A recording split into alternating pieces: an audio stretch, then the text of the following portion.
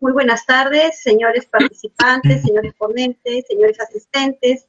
Les damos, como todas las mañanas y todas las tardes, la bienvenida a nombre de la Universidad Nacional Pedro Ruiz Gallo, del Vicerrectorado de Investigación, de la Oficina General de Editorial Universitaria. Les damos la bienvenida a nuestra Feria del Libro Pedro Ruiz Gallo 2020. Hoy, como todas las tardes, nos acompañan dos investigadores de lujo. Tenemos al profesor Miguel Ángel Marcelo Verao y posteriormente al profesor Andrés Díaz Núñez. Las diapositivas, por favor. El doctor Miguel Ángel Marcelo Verao nació un 2 de abril en la ciudad de Trujillo, departamento de La Libertad. Sus estudios secundarios los cursó en el Colegio Nacional de San Juan de Trujillo. Sus estudios universitarios en la Facultad de Medicina Humana de la Universidad Nacional de Trujillo. Tiene su maestría en Ciencias con mención en Docencia Universitaria e Investigación Educativa, expedida por la Escuela de Posgrado de la Universidad Nacional Pedro Ruiz Gallo. Dentro de su producción académica y hablando específicamente de publicaciones, él ha publicado el libro El quehacer del promotor de la salud en el año 1988 y ahora nos va a ilustrar el libro Una mirada crítica a la salud. Una mirada crítica a la salud, el mundo de los medicamentos y el ejercicio de la medicina.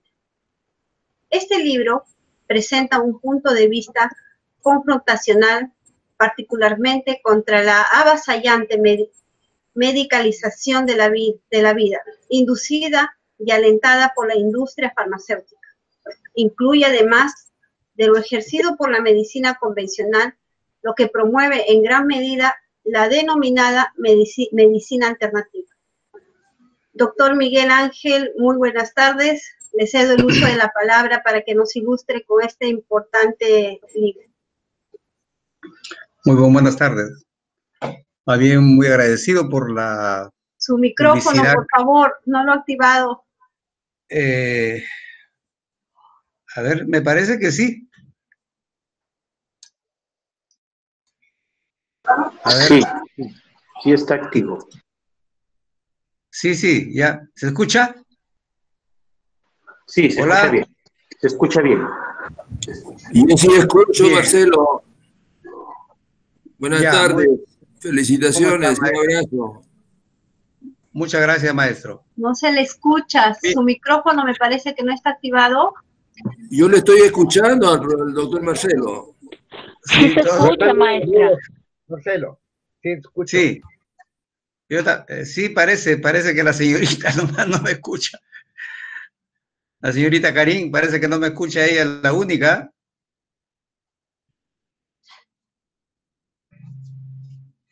A ver, comuníquenle ustedes que a ustedes que les escucha que sí estoy... Karin de Rosario Aguayo está con el audio apagado. Ahí está, ahora recién lo abrió. Sí. Ajá. ¿Me escucharon? Sí, ahora sí. Gracias. ¿Y usted me escucha? Tenía Karina el audio apagado. Sí. Y ahora sí. Ya. Vamos, Marcelito. Muy bien. Les decía que en verdad debo agradecerles muchísimo por la atención que están brindando a la presentación de esta producción que hice y edité el año pasado. Fíjense que tal vez tenga esto una referencia. Pensaba en algún momento expresar mi punto de vista particularmente, porque verán ustedes, este es un libro de opinión y por lo tanto sujeta probablemente controversias, a confrontación, y va con mi espíritu, porque no porque necesariamente sea conflictivo, sino porque me interesa muchísimo que se note que a veces hay una forma particular de pensar. Siempre he pretendido salir del tradicionalismo, del formalismo incluso, me confieso un tipo contrario a estas corrientes, Y más aún en el ejercicio de la medicina, que es algo tan delicado y sagrado para quien les habla, y algunos colegas veo que están ahí, que creo que comparten lo mismo. Me aterra, me desespera, me inquieta muchísimo el nivel de degradación, puedo decir, del ejercicio de la medicina que está imperando en la actualidad. Particularmente inducido, ¿sí? Y con fines muy utilitarios, inmorales incluso, por la gran industria farmacéutica. No me refiero a los laboratorios comunes que hay, por ejemplo, los que tenemos acá, que solamente son pues, tableteadores, envasadores de medicamentos. No, no, me refiero a la gran industria internacional, que es reconocida como que maneja probablemente, junto con la industria bélica, uno de los poderes económicos más grandes en el mundo. Y decide por nosotros, decide en el aspecto cultural, político, económico, ¿sí? Entonces, esta industria ha introducido una serie de estrategias que están degradando el ejercicio de la medicina en lo que se llama una reducción profesional. El reduccionismo profesional significa que al profesional médico se le toma como un instrumento para el logro de fines subalternos. A veces, supongo que de manera inconsciente el médico cae en esta vorágine, pero detrás de eso está el afán de lucro y el enriquecimiento de la industria farmacéutica, y lo que es grave del asunto es que lo hace a costa de inmensos riesgos para la salud y la vida de la gente. Es conocidísimo que la industria farmacéutica, por ejemplo, le da tributos a sus medicamentos que no corresponden y esconde culposamente riesgos, defectos y peligros. Y lo otro es que desafortunadamente contamina el quehacer médico con algunos presentes, algunos regalos, algunos pagos de eventos, ¿sí? Viajes de placer, a fin de capturarlos para que sean sus grandes prescriptores. Debo lamentar que en algunos casos algunos colegas reciben estipendios. Eso no solamente se da en el país, sino en el mundo. Es un problema gravísimo eso. Y particularmente, como podrán ver, si es que logran darle una miradita al libro, entro a tallar de un modo frontal contra este tipo de prácticas. Y me he encargado fundamentalmente de tratar de tirar abajo los argumentos por los cuales se usan una serie de supuestos medicamentos, porque hay mucho producto que se comercializan en las farmacias y que no merecen el nombre de medicamento, porque medicamento, desde el punto de vista farmacológico, es aquella sustancia que ayuda a controlar, a paliar síntomas o enfermedades. Y los que no tienen esta aplicación no son medicamentos, no deben merecer el nombre de medicamento. Y hay una gran cantidad de sustancias por ahí, como por ejemplo los estimulantes del apetito, los hepatoprotectores, los que mejoran la circulación sanguínea cerebral, una serie de otros supuestos medicamentos, y para colmo a veces utilizando artificios que en verdad pues no tienen ningún sentido realmente terapéutico. Entonces, eso es la motivación que me ha llevado a escribir este libro, y que es muy probable que pueda ser profundizado, porque se darán cuenta a lo mejor que es un libro un poco pequeño y toco puntualmente algunas cosas que creo que merecen que se desarrollen más a profundidad a medida que el tiempo ocurra y que la salud nos permita continuar. Eso es lo que puedo decir respecto a este librito que presento a ustedes y al público en general.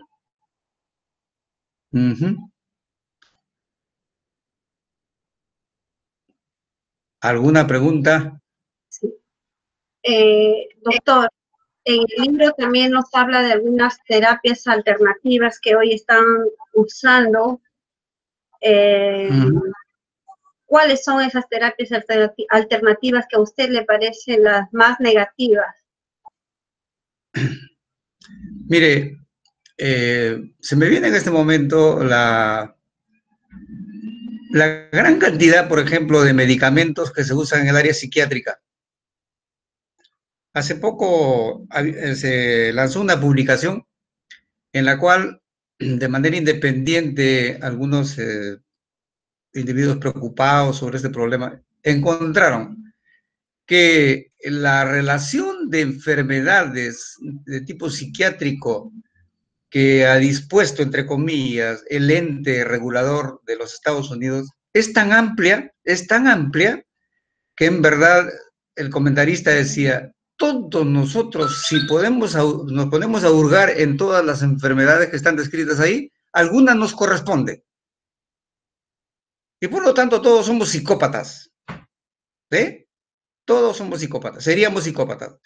¿Y eso qué conlleva? Al uso de medicamentos.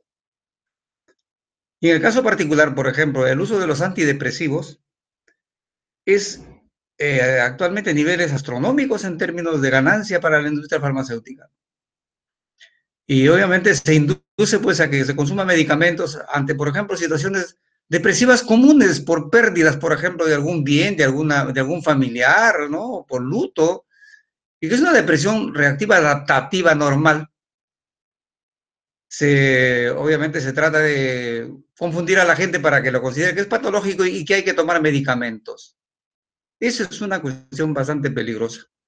El otro asunto que tiene un mecanismo muy subliminal es, por ejemplo, darle el rol terapéutico a las vitaminas que no lo tienen, ¿sí?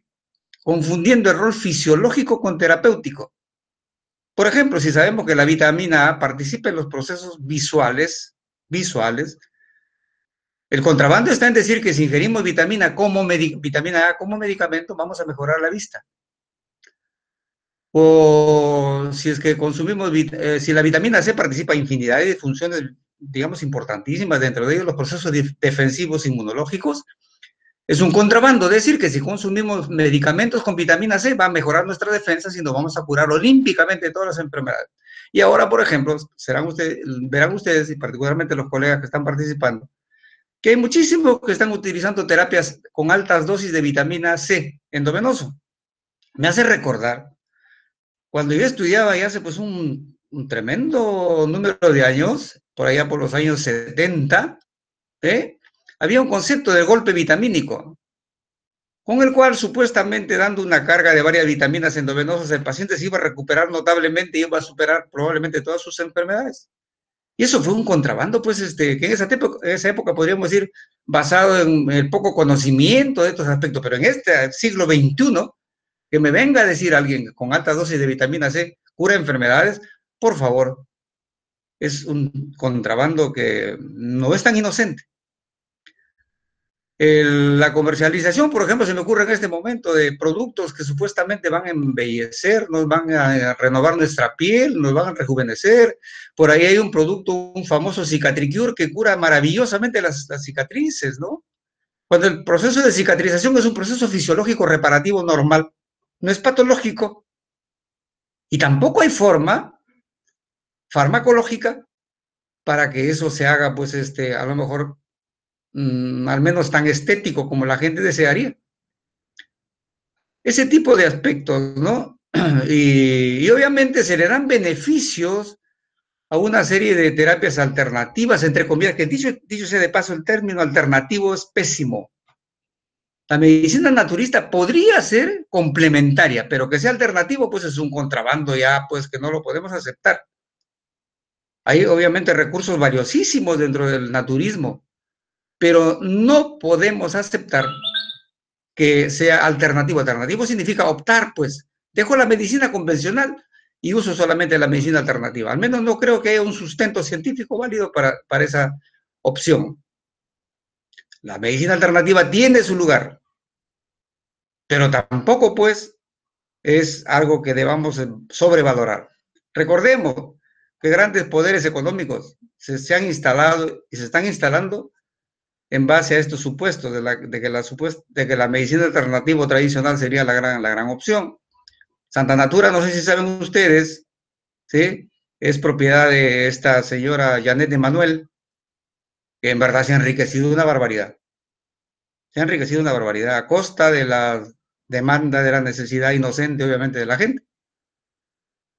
OmniLife a nivel mundial, ustedes saben, su dueño es un señor Vergara, que es uno de los hombres más ricos del mundo, gracias al negociado de este tipo de de productos, que yo no les puedo necesariamente llamar medicamentos, ¿eh? Eso creo que puede responder en algo su pregunta, señorita.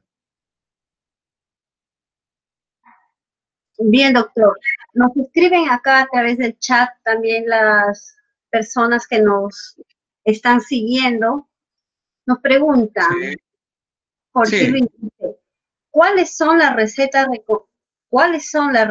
o recomendaciones que podemos utilizar desde nuestras casas en la actual época de pandemia para el tratamiento de enfermedades comunes como resfriado y alergias? La realidad que todos están preocupados al respecto. Le escuchamos, doctor. Sí, primero partamos de algo. Los fármacos son solamente una herramienta terapéutica, ¿sí? No son lo único y probablemente son prescindibles en muchos casos. Entonces, obviamente, sí hay pues algunas medidas que se pueden tomar. Recordemos que la higiene, la buena alimentación, el ejercicio, la dieta y la corrección de hábitos nocivos son muchas veces mucho más importantes, más trascendentes que los medicamentos. Entonces, obviamente, pues si hay, por ejemplo, un resfrío y sabiendo que es una infección viral, si hablamos de medicamentos, deberíamos solamente referirnos a los sintomáticos. Si tiene fiebre o dolor, usar algo para la fiebre y el dolor, siempre y cuando sea un dolor y fiebre significativos. Pero después el reposo, por ejemplo, una buena hidratación y una buena alimentación, probablemente sean suficientes. Si tiene otro síntoma por ahí agudo, por ejemplo, digamos tos, tal vez se justifique un antitusígeno. Pero debo señalar, por ejemplo, respecto a los antitusígenos que se usan probablemente como uno de los preparados más comunes en el mundo, los textos serios de farmacología, y aquí tengo que referirme fundamentalmente a Goodman y Gilman, que es la Biblia de la farmacología, al menos en el mundo occidental, dice textualmente, no hay ninguna evidencia que demuestre un beneficio categórico de los antitusígenos, al menos los comunes que usamos, ¿eh? Los comunes que usamos. Entonces ubiquémonos por ahí, ¿sí? Así que, repito, muchas veces esto que menciona, una buena hidratación, un reposo, una buena alimentación, la higiene, el control de hábitos nocivos, la dieta, puede ser suficiente, ¿sí? No necesariamente medicamentos. No necesariamente medicamentos. Muy amable, doctor. En lo correspondiente a la medicina natural, ¿cómo se debe aplicar? ¿Cuál sería su consejo o el uso idóneo? Bueno, no soy experto en medicina natural ni naturista, pero, por ejemplo, la hidroterapia, ¿sí? La fisioterapia, los masajes, pero no me vayan a emplear pues, piedritas magnéticas o sustancias por ahí. Por ejemplo, fíjese, le voy a, ahí en el libro, por ejemplo, yo narro con cierta casi incomodidad esta práctica tradicional, o sea, y por favor, no todo lo tradicional por ser tradicional es valioso, ¿eh? Por favor, ¿sí? Aterricemos. Por ejemplo, cuando matan estos animalitos, ¿no? Que le llaman acá iguanas que hay por Morro, que no son iguanas, son lagartos comunes. Los matan solamente para sacarles su grasa y prepararlos como ungüento para los dolores reumatológicos. ¿Sí? Por favor, el proceso de absorción de medicamentos es muy particular. Si yo tengo una dolencia articular, ¿sí? Y creo que con un ungüentito de grasita de iguana voy a mejorar mi artralgia. Oigan, por Dios, estamos pues pecando de cuando menos de inocentes. Esta grasa animalita, de hecho, va a pasar la capa córnea de la piel. La va a pasar, la epidermis. Pero una vez que llega la dermis, que es la capa que está debajo de la epidermis, inmediatamente por su gran riqueza vascular, va a absorber esa grasa y la va a distribuir a todo nuestro organismo. No va a entrar como una aguja, como un objeto que por fuerza de gravedad va a llegar a la articulación y la va a tratar, la va a curar, la va a disminuir o minimizar. No es así, pues, por favor. Tiene que circular por nuestro organismo y tal vez una pequeñísima porción, si es que llegar a la articulación afectada. Así que es un cuento, puedes usar este tipo de preparados. Ahora, pero alguien me dirá por ahí, pero ¿cómo es que dándole un masaje con este ungüentito el paciente siente mejoría? ¿Saben qué le da mejoría? el hecho fisioterápico del masaje, no el ungüentito. Así que pueden darle masaje pues con salivita, con agüita o con cualquier otra cosita, pero ese no es el producto que da el beneficio, sino el acto fisioterápico de provocar calor local, mejorar la circulación sanguínea, relajar la musculatura. Repito que le da el acto fisioterápico, no el producto. Y eso también se aplica, por si acaso, a los productos medicamentosos, que por ahí hay un ungüento, ¿sabes? Me estoy refiriendo a que tenga un efecto profundo, Obviamente hay preparados especializados, transdérmicos, por ejemplo, para la anticoncepción, pues eso es una cuestión de tecnología de avanzada, que es otra cosa. Pero estamos hablando de esto común, lo naturista, entre comillas, que usted me preguntaba, ¿sí? Ese es el comentario. Bien, doctor. Acá tenemos otra interrogante de la señorita Cecilia. Nos dice, ¿qué opina de la hemoterapia como tratamiento? Bueno, la hemoterapia es un concepto bien amplio, ¿eh? Bien amplio. Pero tal vez se esté refiriendo a lo que se propone como una terapia para la pandemia esta de la COVID-19. Sí, pues está en experimentación y ya creo que se está utilizando en algunos países en Europa, ya que se supone que un paciente que ha sufrido de esta enfermedad tiene anticuerpos circulantes, ¿sí? Y estos anticuerpos circulantes se pueden pasar pasivamente con una transfusión de la sangre o el plasma de este paciente que tiene los anticuerpos y se le transfiere al paciente que está enfermo y obviamente le va a dar mejoría. Cuando menos tiene lógica, tiene una lógica racional, tiene una lógica formal y científica a la vez. Entonces, es una posibilidad terapéutica. Y así se está viendo en el concierto científico mundial. En ese sentido, la hemoterapia tendría cierto rol en este caso. Esa es la respuesta. ¿Cuál es su sugerencia, entonces, en conclusión, para los pacientes en época de COVID, doctor? Bueno, que tengan calma, que lo primero que tienen que hacer es evitar la toxicidad de la información que están recibiendo por todo medio, particularmente por las redes. Es una información tóxica que debería evitarse, en verdad. Y desafortunadamente, incluso en las redes hay médicos que están dando una serie de propuestas, una serie de terapias, que les juro que es escandaloso por su endeblez, por su falta de rigor científico. Entonces, creo que por ahí, por favor, vale la pena mejor abstraerse de este tipo de informaciones y visitar, obviamente, los servicios médicos o pedir la participación de un médico que conozca de este tema, porque desafortunadamente no todos conocemos del tema de esta pandemia. Pero lo principal es entender de que en verdad en la mayor parte de casos no se van a necesitar medicamentos, ¿sí?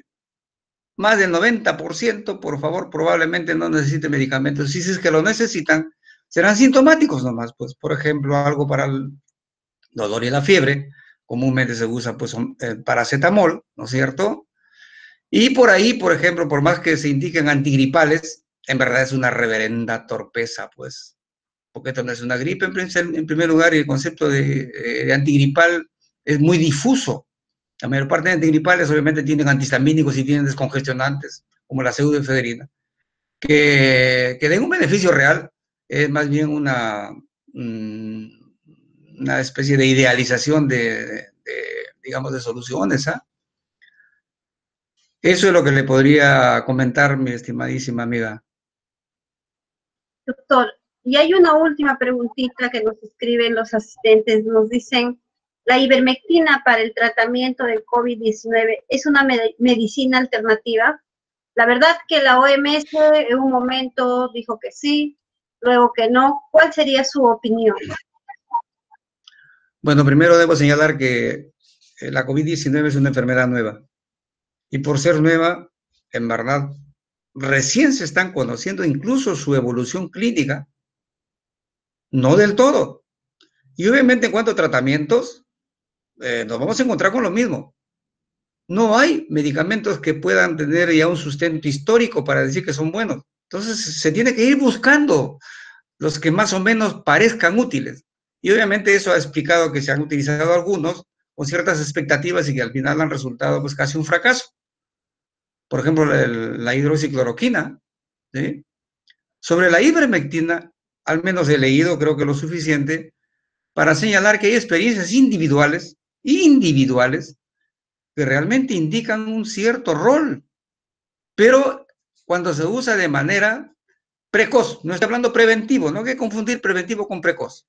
Precoz es cuando recién empieza el proceso infeccioso y particularmente cuando hay una carga viral alta, está demostrado que sí disminuye la carga viral.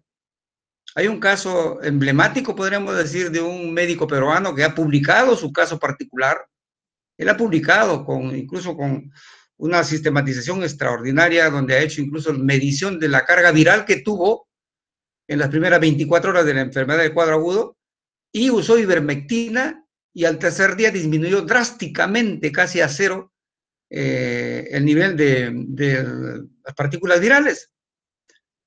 Obviamente es un trabajo aislado y él lo ha publicado como tal, como trabajo aislado. Y hay otras experiencias sueltas por ahí. Obviamente una o dos experiencias no pueden servir para que se pueda recomendar como una terapia ya consolidada. Entonces, eso por favor es lo que podría comentar respecto a la ivermectina. Tiene esa evidente, parece, posibilidad de disminuir la carga viral. Pero cuando se da previo, como algunos lo usan, no va a funcionar para nada, pues porque todavía no tienen carga viral. Y una vez que ya se instaló el proceso, ya los daños que se ha producido el coronavirus, que son fundamentalmente el gran proceso inflamatorio, lo que llamamos la tormenta de citoquinas, y las microcoagulopatías, pues ahí ya se estableció ese daño, entonces la ivermectina no tiene ningún sustento ahí, en ese caso. Ahí pues funcionan los corticoides tipo metilprednisolona o dexametasona y también los anticoagulantes, pero anticoagulantes tipo enoxaparina. No es el ácido acetilsalicílico o la aspirina, por favor. No hay ninguna evidencia científica que diga que la aspirina tiene un rol terapéutico demostrado. No. Hay algunas, por favor, distingamos experiencias puntuales. Por ejemplo, en Argentina se publicó incluso un trabajo en el cual aparentemente se demostraba que dando ibuprofeno, en forma, digamos, directa a las vías respiratorias altas, disminuía notablemente el proceso inflamatorio y daba un beneficio posterior. Pero son experiencias aisladas. Entonces, eso es lo que le puedo comentar respecto a la ivermectina. Muy amable, doctor. Sin duda, una mirada crítica a la salud, el mundo de los medicamentos y el ejercicio de la medicina es un libro que debemos tenerlos todas las familias en casa. Agradecemos su presencia, doctor Miguel Ángel, agradecidos por haber publicado con la editorial universitaria. Y para concluir, quisiéramos saber cuál va a ser su próxima producción.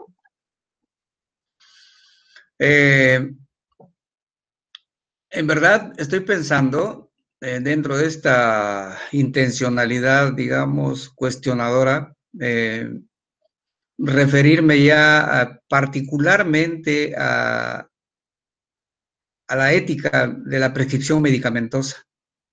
Eso en verdad es algo que a mí por un lado que me apasiona y por otro lado que me envuelve en una incomodidad, pero tremenda, en verdad, casi existencial.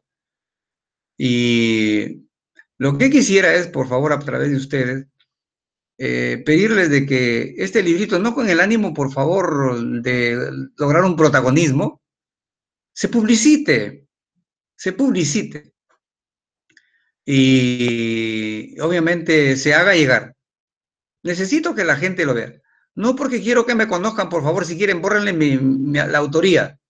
Lo que quiero es que conozcan las ideas que están ahí y que ojalá motive respuestas, ¿sí?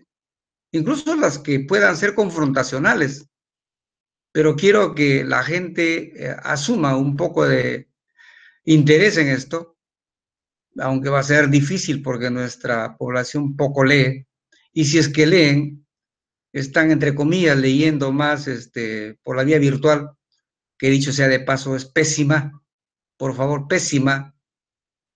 Lean, por favor, un libro que se llama Homo Videns, de Italiano Sartori, para que vean lo penoso que es esta tecnología última que está imponiéndose respecto a la lectura de los libros físicos. Por favor, el daño intelectual es brutal, brutal. Hace poco el New York Times publicó un artículo en el cual está considerando que la educación virtual y por lo tanto la lectura virtual es para los estúpidos y para los pobres. Así de brutal el título del artículo. Para estúpidos y para pobres. Bueno, así está el asunto. Bien, doctor, cabe señalar que el libro lo estamos promoviendo a través de la editorial universitaria, su editorial en la cual ha publicado. ¿Y en qué otros lugares pueden adquirir, doctor? Bueno, llévenlo aunque sea al Mercado Modelo. Usted no lo tiene a la venta, solamente a través de la editorial. Sí tengo, me dieron algunos, y más los regalo. ¿Sí? Más estoy regalando a los amigos. Que dicho sea de paso, por desgracia, tengo pocos amigos. Por ahí está el doctor Víctor Alberto Soto, el doctor Jaime Salazar. Por favor, ya que están por ahí, quisiera ofrecerles en donación un librito para cada uno. Sí, por favor, y que simplemente que no tengan miedo y que vengan a mi casa a recogerlo. Ya la pandemia me dio en abril, mayo, ya no soy contagiante, Así que por ahí los espero. Bien, Marcelo, te felicito, Marcelo, y gracias. Ya veré la forma de te felicito. Es muy interesante tu obra y un abrazo virtual, pues. Gracias. Muchísimas gracias, maestro. Gracias. Muy amable, doctor Miguel. Muchas felicitaciones, como siempre, muy ilustradora y sobresaliente su exposición. Gracias. Muchísimas gracias a ustedes. Gracias. Continuando con la feria, gracias, doctor. Continuando con la feria, también nos acompaña hoy, como ya les había mencionado, el profesor Andrés Díaz Núñez. Andrés Díaz Núñez nació en el caserío de Chames, distrito de Conchán, provincia de Chota, Cajamarca. Estudió primaria hasta el 3er grado de primaria en Chalamarca. Luego concluyó en el Colegio 84 de Pacha, secundaria en el San Juan de Chota. Sus estudios superiores los realizó en la Universidad de Trujillo, donde se graduó de profesor en educación en la especialidad de lengua y literatura. En 1871 obtuvo el grado de bachiller en educación en la Universidad de Trujillo. En este año... Señorita, corrija, porque el profesor no es tan viejito, ¿ah? Debe ser 1971. Discúlpenme. Bien. Sí, tiene razón, discúlpenme. En 1971, en ese año decide publicar sus obras como varios poetas. Funda en Chiclayo además el grupo literario Pirca. Se ha desempeñado como profesor en la Escuela Normal Superior Mixta Enrique López Albújar de Sariñaje y también como catedrático en la Universidad Nacional Pedro Ruiz Gallo. Dentro de su producción literaria tenemos Adiós Escuela Querida, que fue su primer poema, Piedra Dura, Corazón Sensible, El Doctor Crudel, poesía, Rastros Sangrantes, la cual producción que es una novela, Los Hombres que Parecen Sombra. Asimismo, ha escrito Paredes de Viento, Los Muertos También Se Bañan, Nubes Amarillas, Chota en Verso. El día de hoy el profesor Andrés Díaz Núñez, mi maestro, nos va a ilustrar sobre el libro Los hombres que parecen sombras. Los hombres que parecen sombras es una novela del mencionado escritor. Es una inagotable caja de sorpresas, obra que captura la atención desde la primera hasta la última frase. Profesor Andrés, tiene el uso de la palabra, por favor.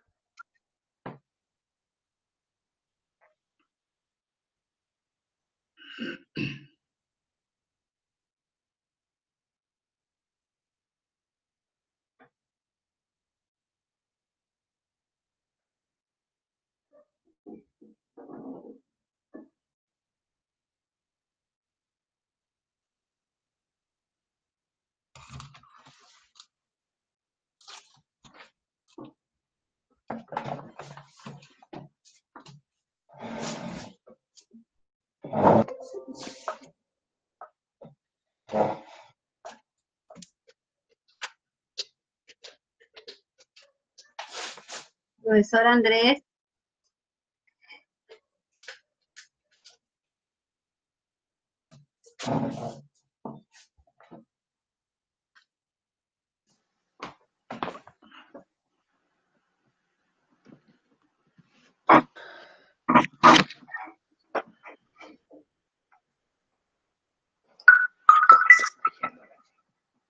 Bienvenido, profesor Andrés.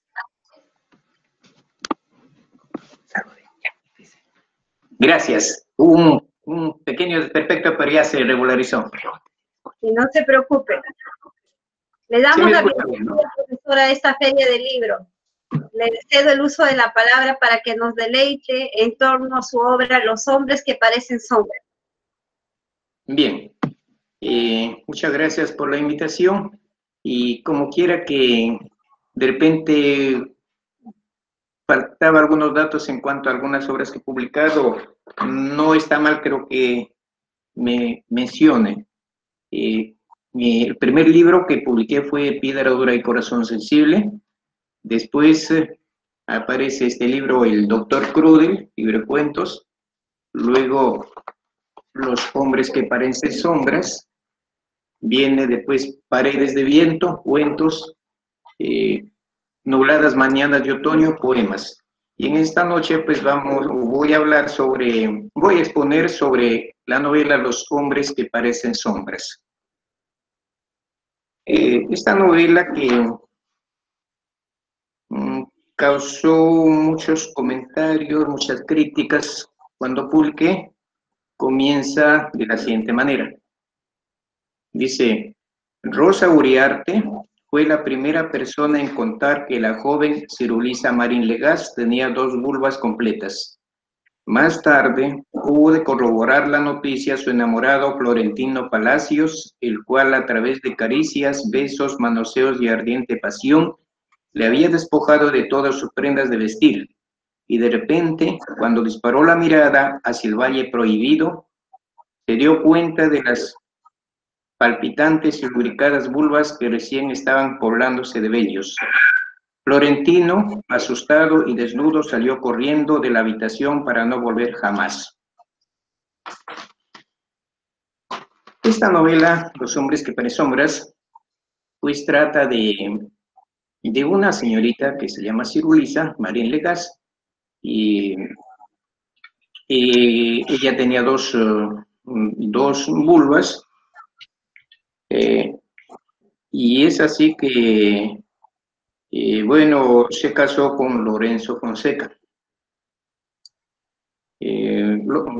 Antes de casarse con el joven Lorenzo Fonseca, ella le comunica que ella tiene 2 vaginas y 2 vulvas. Entonces Lorenzo, como estaba tan enamorado, bueno, le aceptaba no se fijaba en estos aspectos. Y es así que al casar, se casa con Lorenzo Fonseca, y producto de este matrimonio nacen Yurace y Nadir, en el primer parto. Yurace y Nadir son 2 bebitas que están unidas de la cintura hacia abajo, tienen un solo tronco. pero la cintura hacia arriba son dos cuerpos completamente independientes.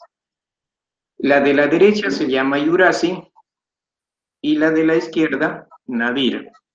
Cada una pues tiene sus brazos, su cuerpo independiente, ¿no? Como dije, de la cintura hacia abajo un solo tronco. La de la derecha, Yurasi, mueve la pierna derecha y la de la izquierda, Nadir, mueve la pierna izquierda. Tienen una sola vagina y un solo ano. Bueno, este caso recibe el nombre de Cifopagia. Naturalmente que hay novedad, comentarios en los vecinos, en la gente, en el pueblo de Concochinan. Después de 2 años más o menos, nace otro hijo de Cirulisa y se llama, a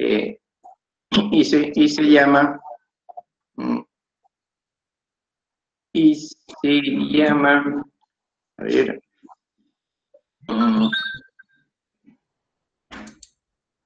bueno, un ratito, ¿ya? Se llama,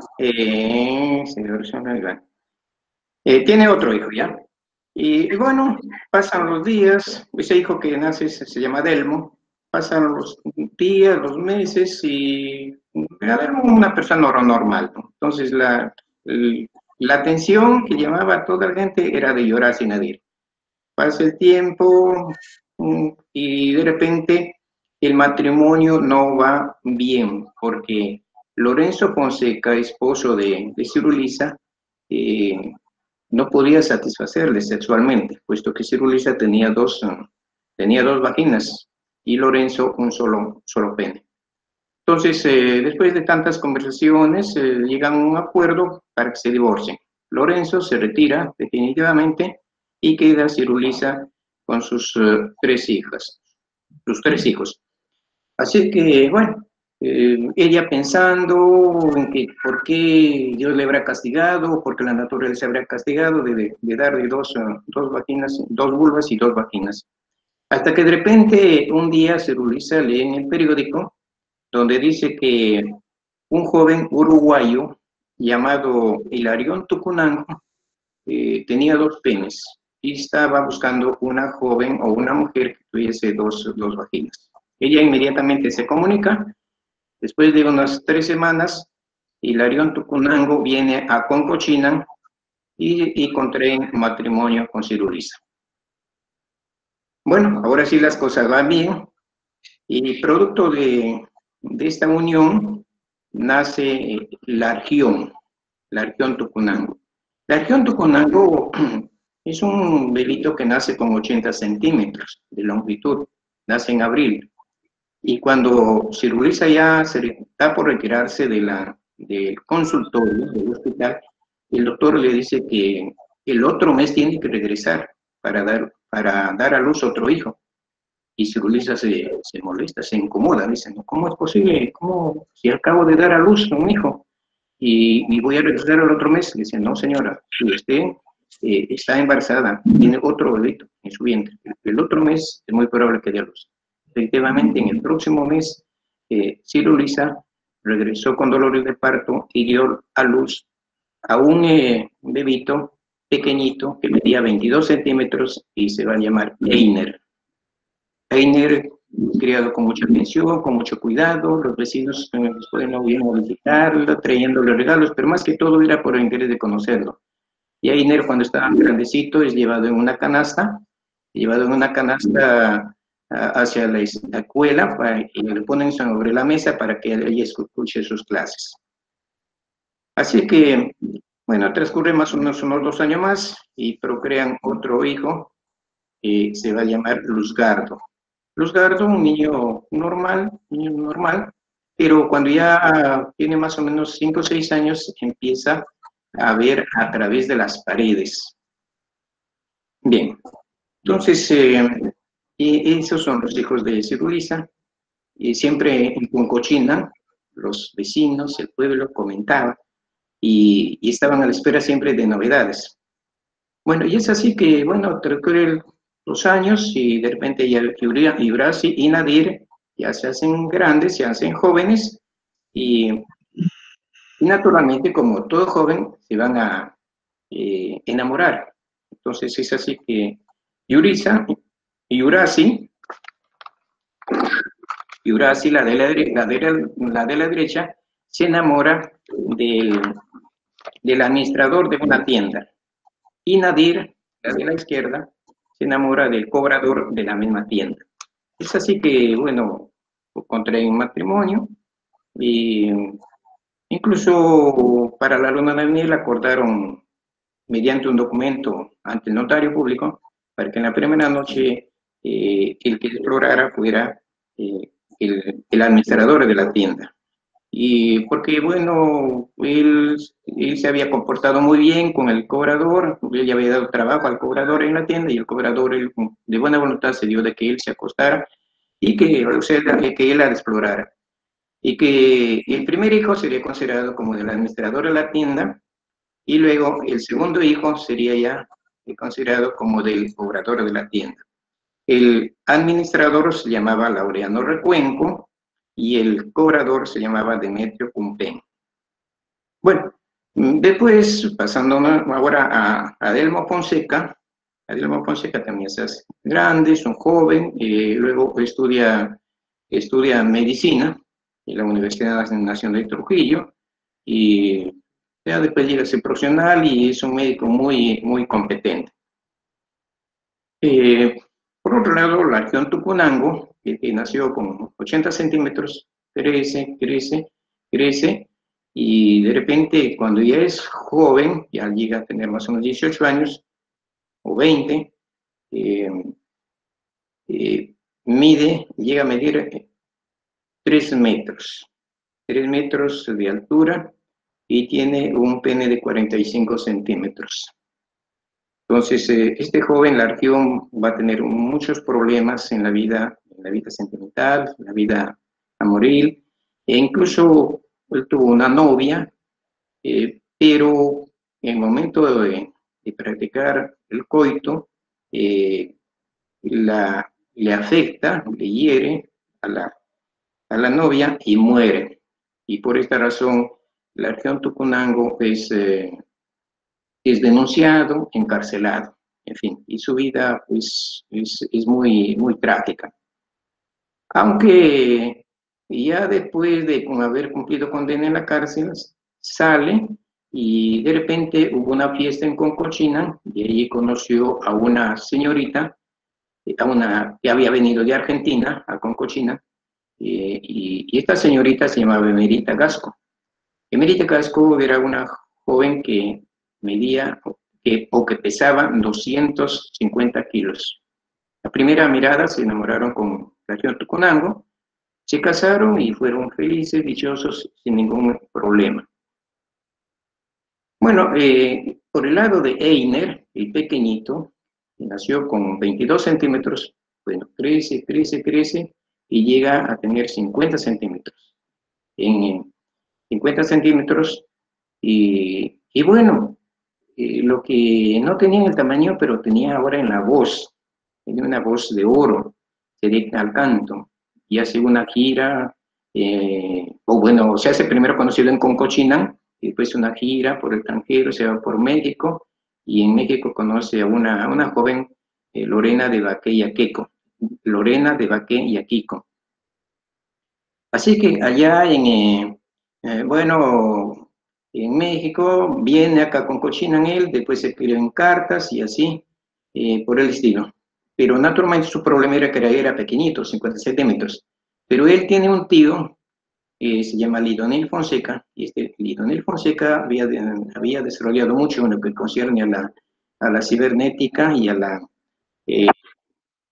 todo esto de la mecánica, a todo lo que concierne también a la electricidad, a rayos láser, a la luz solar. En todo este aspecto se había desarrollado bastante. Entonces este tío le dijo, bueno, eres pequeñito, sobrino, pero no hay problema, yo te voy a poner alas ortopédicas. Le puso unas alas ortopédicas a Einer. Ahora sí, él se desplazaba de acá para allá, a cualquier lugar, incluso cuando él se casa con Lorena de Vacayaquico, sucedió que no podía avanzar, entonces le dijo, tú a la novia anda en el auto, y bueno, y yo me voy a arreglar. Se había olvidado unas cosas y se fue volando a la iglesia, ¿no? En fin, una serie de cosas va a suceder. Así que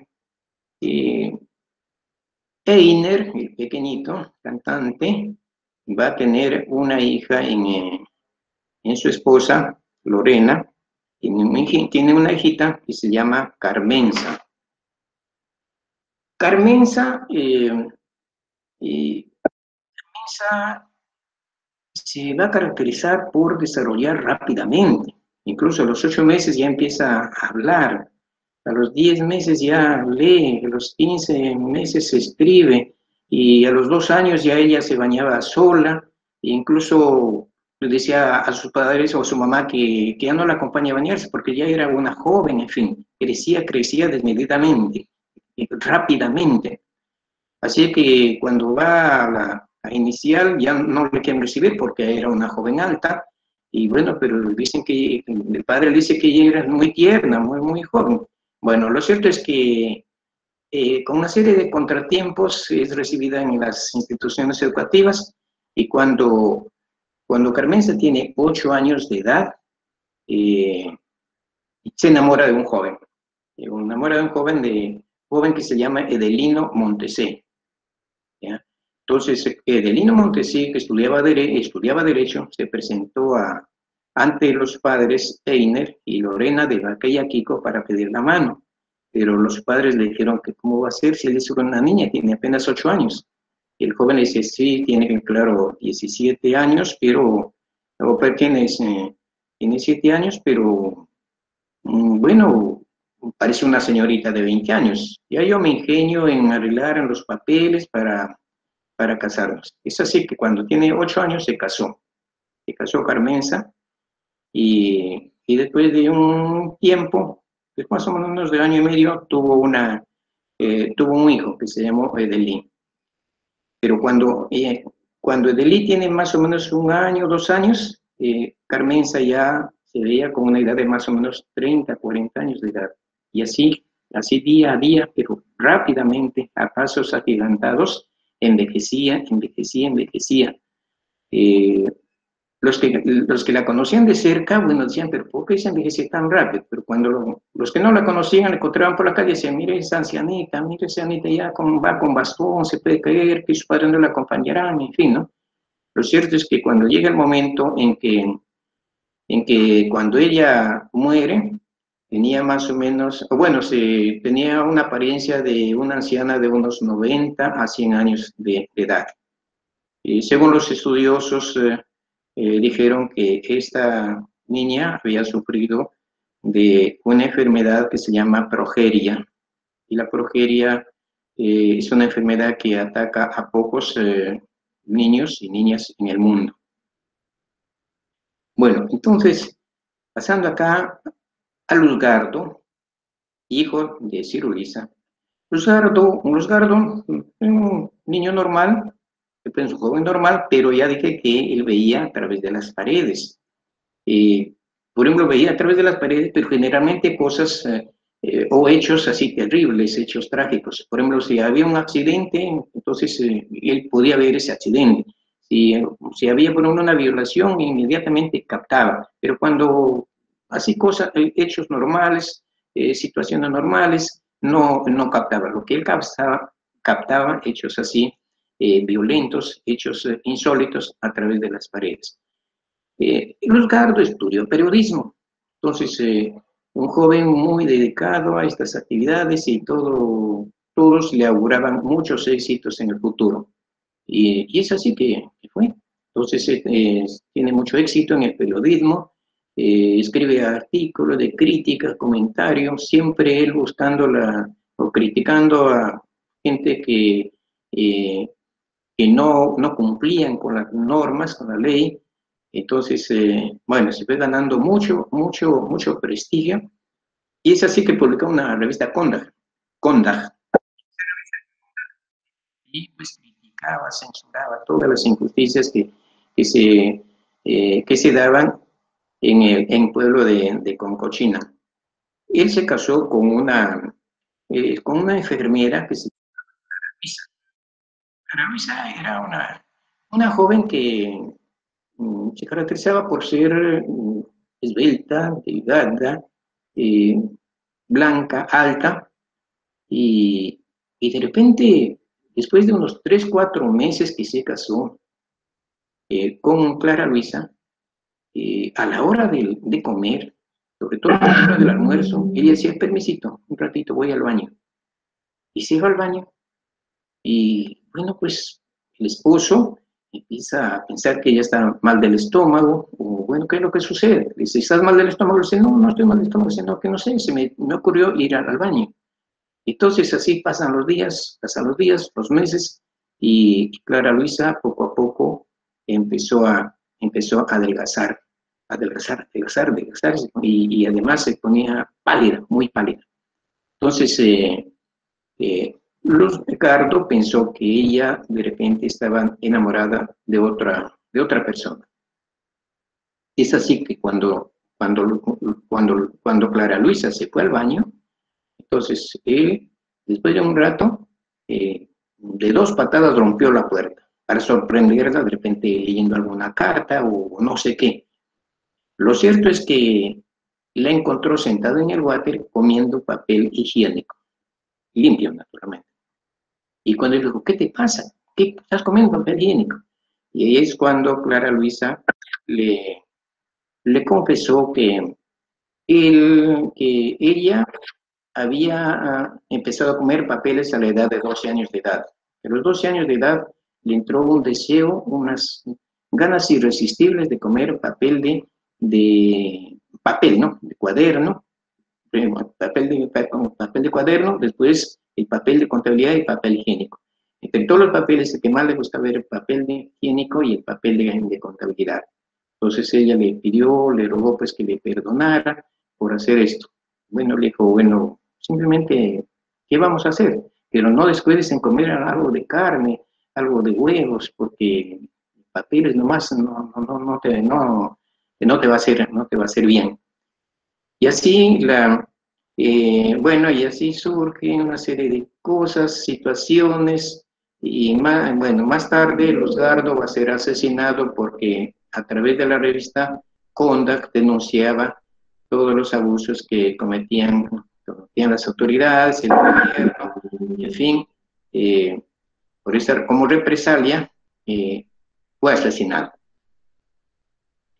Así que, bueno, después tenemos, hay en esta novela, así los personajes, los hijos, los nietos, nacen y realizan acciones extraordinarias, y así es que, bueno, por esta razón la gente, el pueblo, los criticaban a toda esta familia, toda esta familia, Fonseca, Tupunanco, Marín, les criticaban diciendo que esa gente es un grupo de locos, es una familia de locos. Esos son los hombres que parecen sombras, son fantasmas. Pero decían, pero ya lo vamos a ver el día que llegue la nube negra. Según la ciencia, según los científicos, dicen que habían esbozado una teoría donde decía que después de un tiempo va a llegar a esta Tierra una nube negra, y que esa nube negra va a envolver a este planeta, que va a envolver al sistema planetario solar, y que esa sombra va a durar unos 7 años. Y en esos 7 años, naturalmente, desaparecería la vida humana. Entonces, esos hombres, los que se creían hombres pues perfectos, los criticaban a estas personas. Entonces, cuando alguien dijo, pues ahí están, incluso hubo una fiesta, dice, ahí están bailando los hombres que parecen sombras, pero ya los vamos a ver orinarse de pie cuando llega la nube negra.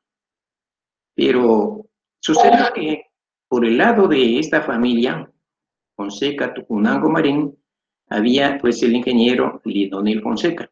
Lidonel Fonseca, que estaba al tanto de la física, era ingeniero físico, entonces él también sabía sobre esta teoría y por lo tanto él había ido preparando una nave espacial.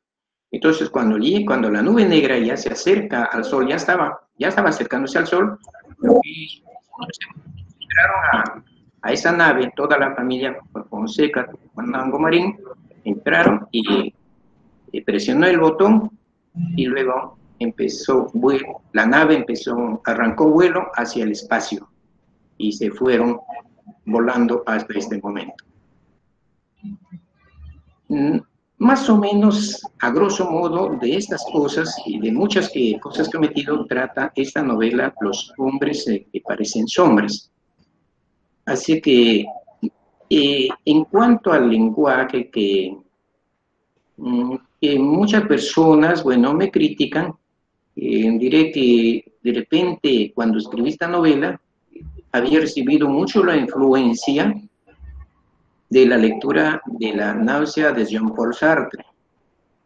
Ahí en la náusea de Jean-Paul Sartre, por ejemplo, cuando Roquetán va a la biblioteca a hacer un trabajo de investigación, va constantemente a trabajar ahí. Entonces, en un determinado momento, Roquetán dice, y la bibliotecaria me mira, dirá que soy un loco, que todos los días vengo a pasarme el tiempo acá, pero no sabe que yo estoy haciendo un trabajo de investigación, yo estoy pensando, estoy reflexionando, y ella en este momento ni siquiera imagina que yo estoy imaginando que sus dos grandes labios rojos parece el culo de la gallina que acaba de poner un huevo. Esta palabra que acabo de mencionar se llama coprolalia. Entonces, esa coprolalia, el uso de la coprolalia, el uso de palabras groseras, no solamente aparece en la náusea de Sartre, sino también, por ejemplo, aparece en la novela de nuestro compatriota peruano Osvaldo Reynoso, ¿no? En Octubre no hay milagros. O de repente en la novela Pancorté de José Hidalgo, en la novela Tres tristes tigres de Guillermo Cabrera Infante, o en la novela, por ejemplo, tenemos Canto de Sirena de Gregorio Martín Navarro. En fin, de repente cuando yo escribí esta novela, Los hombres que parecen sombras, estaba muy influenciado con estos términos, con la coprolalia. Si actualmente escribiera esta novela, lo hubiera escrito con el mismo contenido, pero dejando de lado estas palabras.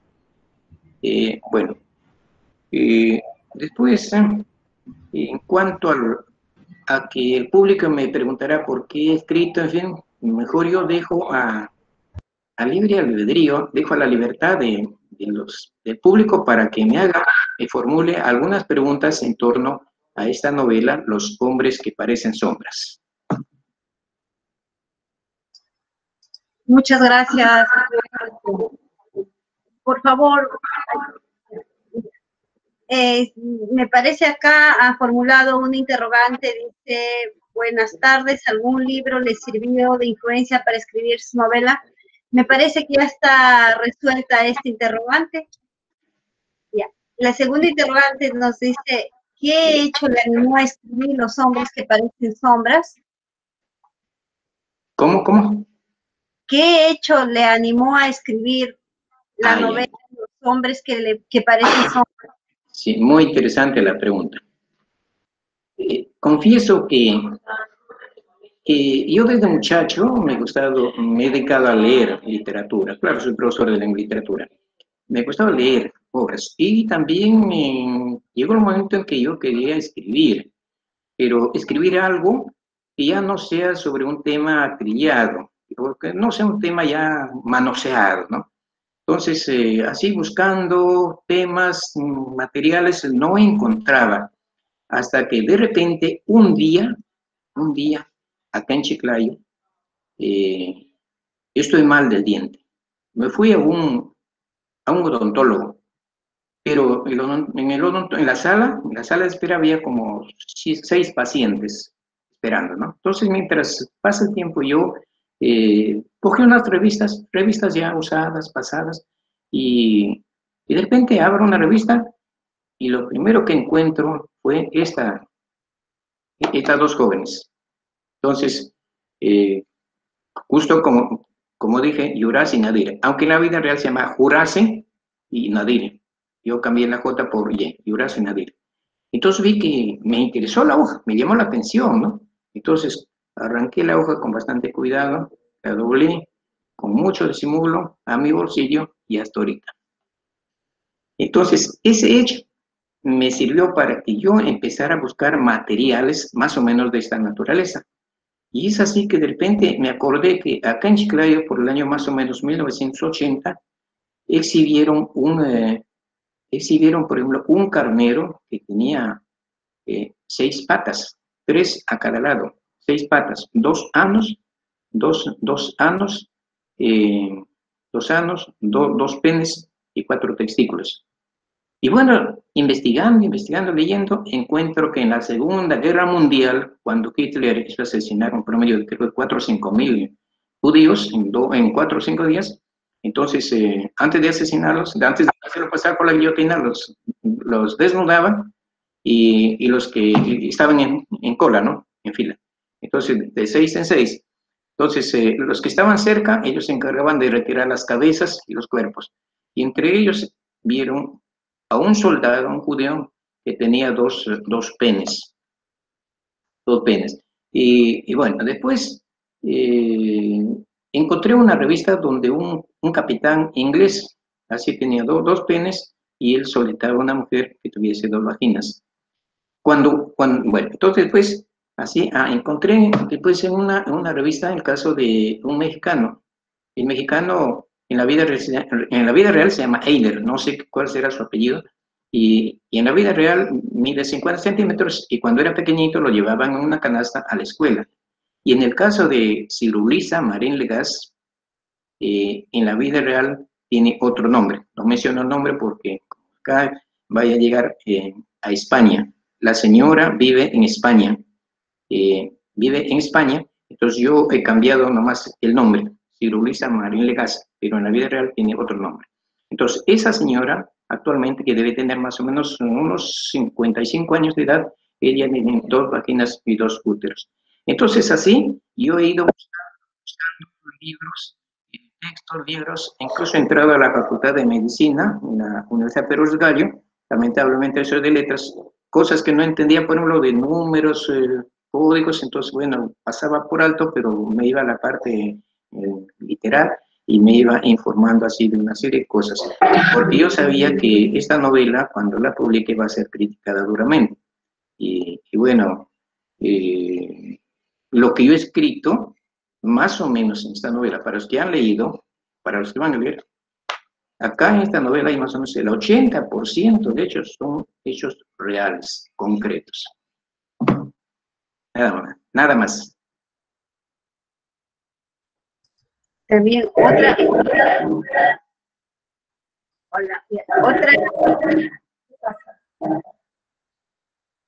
consulta, otra pregunta nos formulan acá. Ahí está. Nos dicen, ¿cuál ha sido su fuente de inspiración? Me parece que ya fue respondida también esta interrogante, o desea... Sí. No, la fuente de inspiración, todos son los hechos reales que se han dado en el mundo y ahí están latentes. Bien. ¿Cuál es el momento preciso para escribir? Nos preguntan acá. ¿Cuál es el momento preciso para escribir? El momento preciso para escribir es estar ociosos. Es decir, no tener que trabajar como docente o en actividades, tener el tiempo disponible y bueno, ya específicamente de tiempo es en el frío, en las mañanas sobre todo. Bueno, cuando se trata de verano, por ejemplo, al menos en el caso mío en verano me amodorra el clima, entonces me da sueño o no puedo pensar, coordinar ideas. En cambio, en el frío me doy cuenta que uno está más lúcido. De tal manera que para escribir, para mí particularmente, me resulta en las mañanas y en las noches. La siguiente interrogante. Dos interrogantes más. Nos dice, ¿cuál es el mensaje que da a los jóvenes escritores?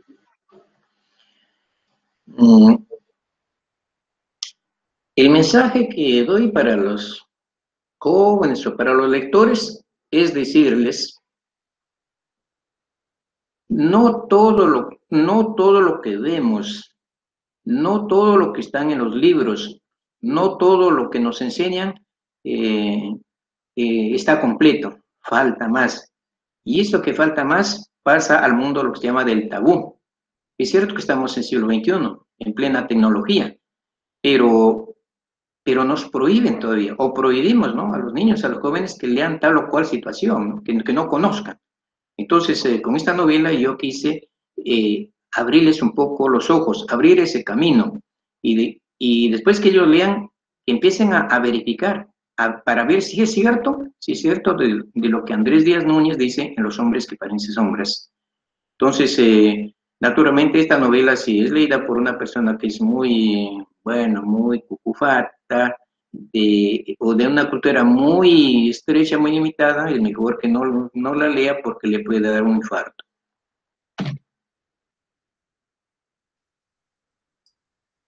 Maestro, la pregunta iba dirigida a los escritores.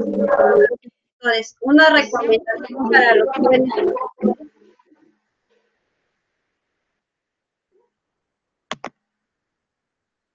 Yo siempre he dicho que Andrés Díaz Núñez, cuando era niño, era un analfabeto completo. No podía expresarme, puesto que yo me nací en el campo. Entonces, de una cultura baja, pero gracias a los libros, bueno, gracias al colegio, gracias a la Universidad Nacional de Trujillo, que nos hacían leer en todas las materias, en historias, en geografía, en literatura, en gramática, en todas las materias nos hacían leer un libro, nos hacían leer. Entonces, y ahí me di cuenta que para escribir no solo basta la intención, no solo basta esa emoción que uno tenga.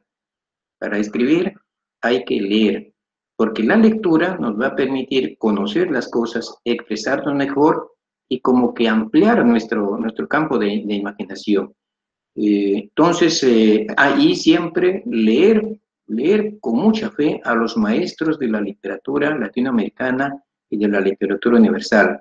Yo he escuchado por ahí siempre, ahí en la universidad, cuando enseñaba, de que decían, no, tal autor ya pasó de moda, el Quijote ya pasó de moda, por lo tal ya no hay que leerlo, pero para mí no es así. Hay que leer a los maestros. Entonces, leyendo a los maestros, entonces ahí sí, ellos nos van a dar la pauta, nos van a enseñar el camino, nos van a enseñar prácticamente a escribir o a estructurar un libro. Muy bien. Acá, una última pregunta nos dice la señorita Kimberly. ¿Cualquier persona puede escribir? ¿Cómo? ¿Cualquier persona puede escribir su libro? ¿O tiene que tener una característica? No, si nosotros empezáramos a estudiar la vida de cada uno de los grandes escritores, vamos a ver que ellos han procedido de lugares muy humildes, y que me pongo a pensar, por ejemplo, ahorita tenemos Andrés Bello, por ejemplo. Andrés Bello es venezolano, él fue autodidacta, pero a pesar de eso, ¿cómo leyó y después terminó escribiendo libros de poesía, crítica literaria, libros de derecho? Me estoy acordando, Saramago, por ejemplo. Saramago, él fue autodidacta. Entonces, y a ver, otros casos. En caso de nosotros más, por ejemplo, de nuestro escritor, pero Ciro Alegría Bazán, nuestro gran novelista, nuestro gran maestro. Él, ¿qué grado de instrucción superior tuvo? Sabemos que él ingresó en la Universidad Nacional de Trujillo, pero a los pocos meses que ingresó se dedicó a la política, ese tiempo al aprismo, y después fue perseguido por la policía y finalmente fue deportado a Chile. Y sin embargo, allí en Chile escribió sus 3 grandes novelas. Y cuando él ganó el premio latinoamericano con la novela El mundo Sancho Ajeno, se fue a recibir el premio a Estados Unidos, se fue a recibir los $2.000. Y cuando los periodistas le preguntaban pues, sobre literatura, sobre obras, así es que, bueno, quedaban asombrados, maravillados. Y cuando le decían, ¿y usted qué especialidad tengo? Yo no tengo ninguna especialidad, porque bueno, me fue perseguido de la Universidad Nacional de Trujillo. Pero ¿cómo sabe tanto? ¿Cómo conoce?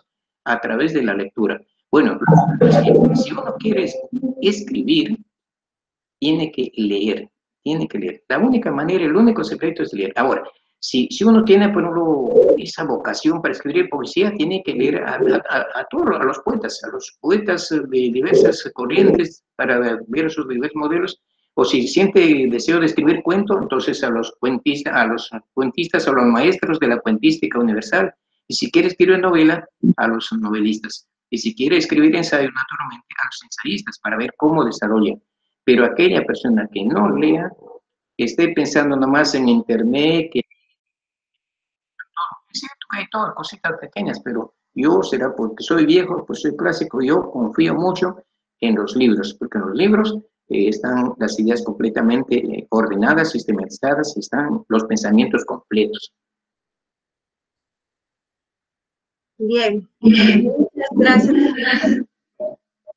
Realmente nos ha ubicado y ha ubicado a aquellas personas que quieren escribir su libro. ¿Cuál será su próxima producción? Mi próximo libro, ojalá que no me lleve el coronavirus pronto, se llama Gallinazo Ladrón. El libro ya está terminado, tiene 17 cuentos, así que se va a publicarlo este año, pero así como vamos, no. Ojalá que el próximo año ya superemos esta situación por la que estamos atravesando.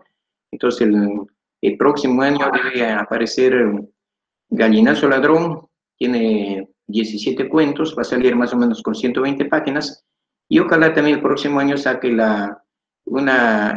otra edición de mi poemario, Nubladas Mañanas de Otoño. A este libro voy a agregar 40 poemas inéditos. Esos 40 poemas los he escrito en estos últimos años. Ojalá que pueda escribir con nuestra editorial. Y dicho esto, le agradecemos su gentil apoyo, le agradecemos por su tiempo. La verdad que todos los días estamos dialogando con investigadores, con literatos, y el tiempo transcurre tan rápido, que la charla es tan amena, tan ilustrativa, que realmente quisiéramos quedarnos. Pero bueno, profesor, le agradecemos muchísimo su apoyo, su consideración, y las puertas de la editorial de la universidad están abiertas para su próxima producción. Gracias. Gracias. Señores asistentes, también les agradecemos. La editorial tiene su consideración y su respeto para ustedes. El día de mañana les esperamos en una nueva producción de la Feria Pedro Ruiz Gallo 2020.